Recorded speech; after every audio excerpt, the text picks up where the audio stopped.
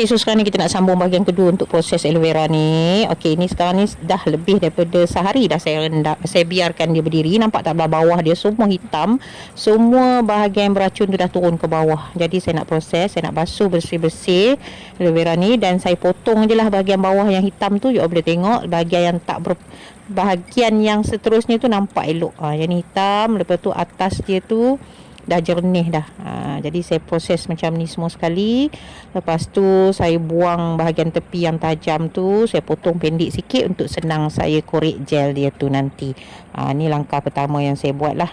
Okey, seterusnya apa yang saya buat ialah saya kupas kulit luar aloe vera ni untuk senang saya korekkan gel tu, dan saya gunakan sudu je.